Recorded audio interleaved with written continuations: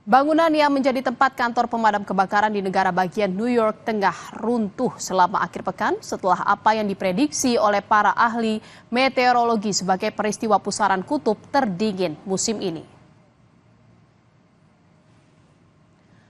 Rekaman keamanan menunjukkan momen saat bangunan departemen pemadam kebakaran runtuh.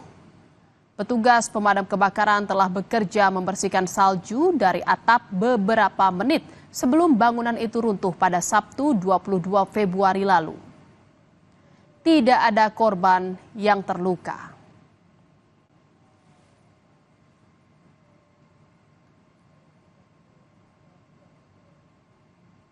Saudara, adu mulut terjadi antara Presiden Amerika Serikat Donald Trump dan Presiden Ukraina Volodymyr Zelensky. Dua pihak tadinya akan menyepakati penambangan mineral tanah jarang sebagai bagian upaya mengakhiri perang dengan Rusia.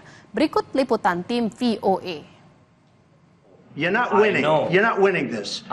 You have a damn good chance of coming out okay because of us. Pertemuan Presiden Donald Trump dan Presiden Ukraina Volodymyr Zelensky di Gedung Putih berakhir ricuh. You don't have the cards right now.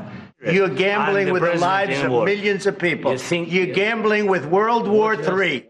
Pertemuan sedianya akan membahas perjanjian mineral tanah langka Ukraina dan upaya mengakhiri perang.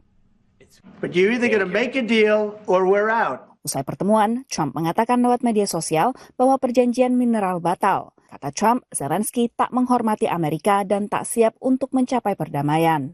Pertemuan yang disaksikan langsung puluhan wartawan Amerika dan Ukraina berubah panas pada menit ke-40 setelah Zelensky mengangkat invasi Rusia terhadap Crimea pada 2014. Wapres JD Vance langsung menuduh Zelensky tengah melakukan yang disebutnya tur propaganda. And do you think that it's respectful to come to the Oval Office of the United States of America and attack the administration that is trying to prevent the destruction of your country? Zelensky meninggalkan Gedung Putih tak lama setelah pertemuan dan jumpa pers yang tadinya dijadwalkan akhirnya batal. Sebelum menuju Gedung Putih, Zelensky bertemu dengan sejumlah senator baik dari Partai Republik maupun dari Partai Demokrat. Tak sedikit dari wakil rakyat AS ini mengantisipasi akan terjadi kesepakatan antara Amerika Serikat dan Ukraina terkait perjanjian mineral langka Ukraina. Perjanjian ini mengatur pengelolaan dan kepemilikan bersama dana rekonstruksi pasca perang bagi Ukraina. Ukraina akan alokasikan separuh pemasukan dari sumber kekayaan alaminya untuk dana ini.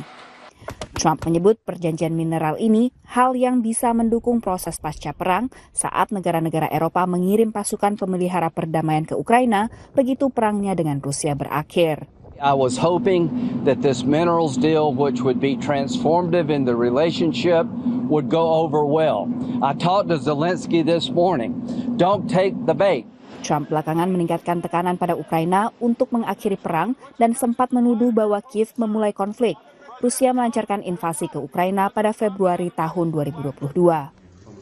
Pemerintahnya melakukan negosiasi langsung dengan Ukraina tanpa keterlibatan Kiev atau sekutu-sekutu Eropa, membalikan kebijakan AS di bawah pendahulunya Joe Biden. Lewat media sosial, Zelensky berterima kasih kepada Trump dan bangsa Amerika. Kata Zelensky, Ukraina perlu perdamaian yang adil dan berkelanjutan dan pemerintahnya terus bekerja untuk mencapai hal tersebut. Dari Washington DC, Virginia Gunawan dan tim VOA. Saudara, informasi tadi sekaligus mengakhiri Kompas siang hari ini. Saya Imron Fadilah. Dan saya Jihad Novita pamit undur diri. Terima kasih. Sampai jumpa.